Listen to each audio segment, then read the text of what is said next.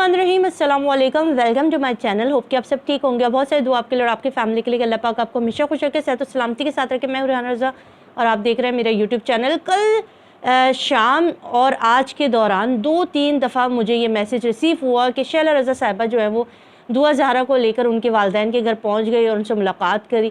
ये अफ़वाह किसने उड़ाई, ये अफ़वाह कैसे पहुंची और वाकई इस अफ़वाह में कितनी सच्चाई है और कितना झूठ है, ये मैं आज आपके साथ वाज़े कर रही हूँ। हैरत का झटका लगा मुझे और मैं हैरान हो गई। और जिन लोगों ने मुझे ये ख़बर दी, जिन लोगों ने मुझे वो वीडियो सेंड की, मैं बड़ी ताज्जुब ख़ेज़ हुई। मैंने कहा इस किस्म की चीज़ हो गई और हम में से किसी को भी नहीं पता।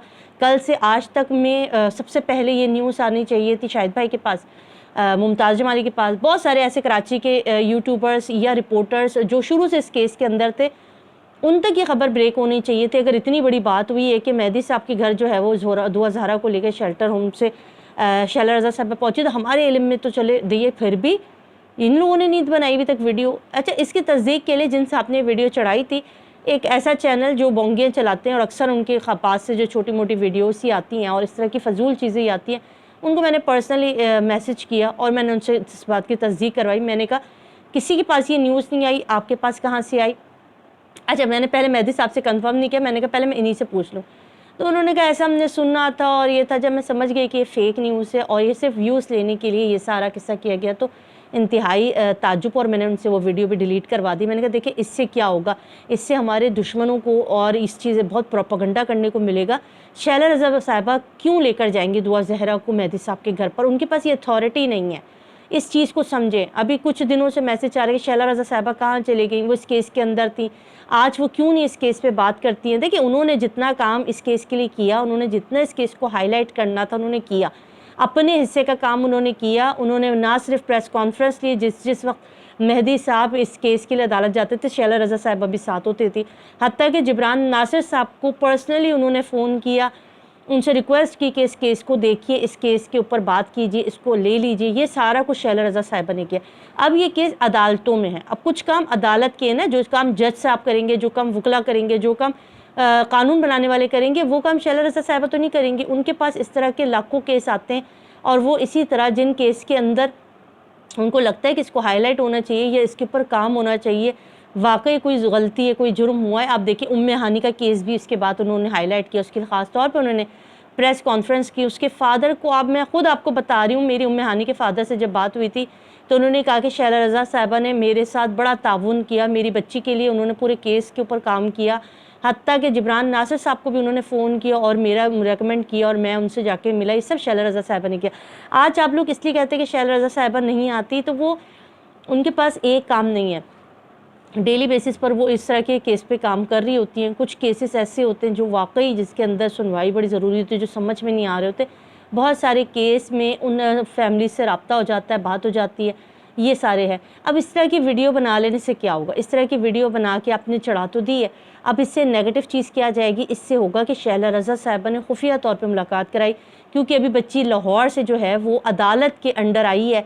अदालत ने जो है वो इस बच्ची को शेल्टर होम मुंतकिल किया और अदालत के ही अंडर ये बच्ची शेल्टर होम में रह रही है। अब जब तक अदालत का हुक्म नहीं होगा, जब तक अदालत नहीं चाहेगी मिलने को, ज़रूरी नहीं है कि दुआ ज़हरा को ले जाके जो है उनके घर में लाया जाए। मेहदी साहब को भी इजाज़त दे दी जाए तो मेहदी साहब आके ख़ुद अपनी बच्ची से शेल्टर होम में मिल लेंगे। उसके लिए ये वाला बात करके ये अफवाह उड़ाना, उससे बड़ा नुकसान होगा इस केस में। तो प्लीज़ मेरी तो रिक्वेस्ट होती है, जब भी कोई फ़ेक न्यूज़ या फ़ेक चीज़ें आती तो प्लीज़ उससे इज्तनाब किया कीजिए। इस तरह की गलत चीज़ें ना दिया करें। इस तरह की चीज़ें देने से बहुत ही गलत चीज़ें हो जाती हैं।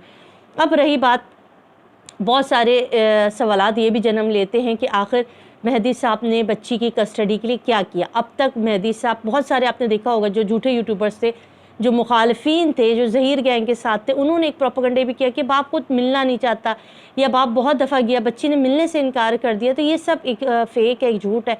बच्ची से कोई नहीं मिल सकता जब तक अदालत को हुक्म ना हो, जब तक अदालत में इसकी एक एप्लीकेशन नहीं दायर होगी तब तक बच्ची नहीं मिलती। अच्छा, मेरी जब मेहदी साहब से बात हुई, मेहदी साहब ने कहा हमने पहले एक एप्लीकेशन दे दी थी, बच्ची से मुलाकात की, बच्ची को अपने घर लाने की सारी चीज़ें, मगर अभी तक तो और मसले, MLO वाला मसला, ये सारे चालान वाले मसले, उन्हीं से अदालतें जो है वो अदालत की कार्रवाई आप देख रहे हो कि जिस तरह से जजेस साहब जो हैं वो अदालत में नहीं होते, इसलिए बहुत सारी चीज़ें इस केस के अंदर इतनी हाईलाइट नहीं हुई। तो ये वाला भी जो दरख्वास्त थी वो भी दबी, उस पर मौका ही नहीं आया कि उसको समाअत के लिए लाया जाए।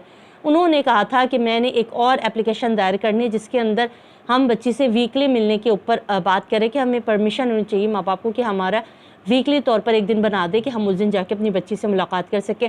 اس کے اوپر ابھی انہوں نے اس کی کسٹڈی کو لے کے یا اس سے ملاقات کو لے کر اپلیکیشن جو ہے وہ سبمٹ کرا دی ہے، اور خوشائن بات ہے انشاءاللہ اب اس کے اوپر جبران ناصر صاحب جیسی نیکسٹ ہیئرنگ ہوگی جب جج صاحبان جو ہے وہ چھٹی سے اپنی واپس آئیں گے تو انشاءاللہ اس کے اوپر بھی بات ہوگی اور دعا زہرا سے ملاقات کا سلسلہ جاری ہوگا۔ ہماری تو دعا یہ ہے کہ ایم ایل او پر بات ہو جاتی، کیس کے اندر کوئی بڑی چیز نظر آتی اور یہ بچی کسی بھی طریقے سے جو کچھ بھی ہے، جو وہ چھپی ہوئی کہانی ہے جو ابھی تک کسی کو نہیں پتا کہ بچی گھر سے نکلی، خود چل کے گاڑی میں بیٹھی یا اس کو بے ہوش کر کے لے جایا گیا یا اس کو کسی قسم کا انجیکشن دیا گیا، یہ ابھی تک معمہ بنی ہے۔ اگر آپ کو میں پرانی کچھ فوٹیج کے بارے میں بتاؤں جس کے اندر ایک گلی کا لڑکا تھا جس نے اوپر سے اس کو دیکھا تھا کچرا رکھتے ہوئے، اس کے مطابق میں نے دیکھا کہ بچی کچرا رکھنے یہاں تک آئی، اس کے بعد جو ہے میرے گھر کا چھجا آ گیا اور مجھے نہیں پتا اس کے بعد بچی کہاں گئی۔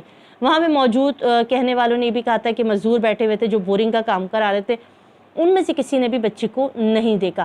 بہت ساری چیزیں، بہت سارے سوال، بہت ساری چیزیں جب تک اس بچی کی خود یہ ساری چیزیں نہیں بتائے گی یہ باتیں آج تک نکلیں گی نہیں، کیونکہ ظہیر اور شبیر کو پولیس نے داماد بنا رکھا ہے، ان کو پکڑتی تو ہے، وہ اتنے دن جیل کے اندر تو رہے، تھانے میں بند تو رہے، مگر انہوں نے ان کے لیے کوئی ریمانڈ یا کوئی ایسی چیز ان سے اگلوانے کی کوشش نہیں کی گئی کہ آپ نے بچی کو کیسے لے گئے۔ انہوں نے پہلے تو یہ کہا کہ بچی ٹیکسی رکشہ کر کے آئی، پھر بعد میں انہوں نے جب سی ڈی آر رپورٹ کے بعد ان کے جب منہ بند ہو گئے تو انہوں نے کہا کہ ہم ٹیکسی رکشہ کرتے ہوئے، بس کرتے ہوئے یہاں سے وہاں سے کر کے لے کر گئے۔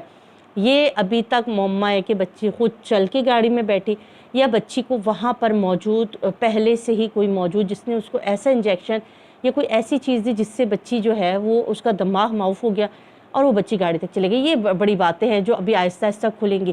کیس کے اندر نیا کیا ہو رہا ہے؟ نیا یہ ہو رہا ہے کہ بس ابھی جج صاحبان جو ہے رخصتی پر ہے، جب تک جج صاحبان آئیں گے نہیں، جب تک کیس کی سماعت صحیح طریقے سے ہوگی نہیں، کیس کی ڈائریکشن آگے چلے گی نہیں۔ ایم ایل او ہم لوگ کہہ چکے ہیں کہ ایم ایل او اگر ہونا ہوتا تو بہت پہلے ہو جاتا، ایم ایل او کو روکا جا رہا ہے، ایم ایل او کو نہیں، کیونکہ ابھی یہ پورا کا پورا کیس جو ہے نا ایم ایل او کے اوپر آ کے پھنس گیا ہے، اور اس کے اندر سے جو چیزیں نکلیں گی ایم ایل او ہونے کے بعد انہی چیزوں سے بچانے کے لیے اس ایم ایل او کو اتنا لیٹ کیا جا رہا ہے کہ بچی جو ہے وہ اپنی 16 ایئرس کراس کر جائے تاکہ یہاں یہ لوگ یہ بات کہہ سکے کہ شرعی طور پر اور قانونی پنجاب قانون کے طور پہ ہمارا نکاح صحیح ہے۔ یہ چیز میں آپ کو بتا رہی ہوں، ان کی کوشش یہی ہے کہ کیس کو اس حد تک لے جایا جائے، اتنے مہینوں تک کھینچا جائے کہ بچی اپنی 15 سے 16 کی ایج کراس کر جائے، پھر جب ان کے ایم ایل او کے اندر ہونے کے بعد جب جو چیزیں نکلیں گی اس کو زیادتی کی دفعات پہ شمار نہ کیا جائے۔ یہ وہ چیز ہے، یہ وہ مین مدعا ہے جس کے اس وقت کام ہو رہا ہے ظہیر گینگ کی طرف سے، اور ظہیر گینگ اور شبیر جو ہے وہ بس اسی کوشش میں کسی بھی طرح ایم ایل او کو ترخایا جائے۔ ایم ایل او تو کروائیں گے مگر بڑی تاخیر کے ساتھ۔ اب اس کیس کے اندر جبران ناصر صاحب نے اپنی پوری زور لگا دیا، انہوں نے اپنے طور پہ تمام دلائل سب کچھ دے چکے ہیں، ایم ایل او پر کارروائی بھی ہو چکی تھی، ایم ایل او ہونے کے لیے آپ کو یقیناً بچی ہاسپٹل تک پہنچ گئی تھی، مگر کس طرح بچی کو واپس پلٹایا گیا، کس طرح بچی کو روکا گیا، یہ سب آپ کے سامنے کیا ہو رہا ہے۔ میں اس کے اوپر یہ باتیں نہیں کروں گی کہ عدالتوں، یہ سب آپ لوگ مجھ سے بہتر جانتے ہیں، اور آپ لوگوں کے کامنٹ پڑھ کے سب کو اندازہ ہو جاتا ہے کہ آپ لوگ خود کتنے باشعور اور کتنے سمجھدار ہیں۔ یہاں پر پیسہ بول رہا ہے اور پیسہ بولتا ہوا نظر آ رہا ہے، اور پیسہ کب تک بولے گا یہ بھی ہم دیکھیں گے، ٹھیک ہے۔ ہر کوئی بکتا نہیں، ہر کسی کا زمین نہیں بکتا، انشاءاللہ یہی عدالتیں ہیں، اور مہدی صاحب ہمیشہ انہی عدالتوں پر، انہی جج صاحبان پر بھروسہ کرتے ہیں، اور ان کا کہنا ہے کہ مجھے انصاف یہیں سے ملے گا اور کہیں سے نہیں ملے گا۔ تو جب اللہ کی طاقت آپ کے ساتھ ہو تو آپ کو گھبرانا نہیں چاہیے، آپ کو پریشان نہیں ہونا چاہیے کہ دشمن کتنا بھاری ہے، کتنا برا ہے۔ انشاءاللہ مہدی صاحب کی بیٹی کے حق میں اچھا ہوگا اور بہت ساری چیزیں کلیئر ہوں گی، اور یہ بچی واپس اپنے گھر آئے گی۔ اپنا خیال رکھیے گا، دعا میں ضرور یاد رکھیے گا۔ مجھے دے اجازت، اللہ حافظ۔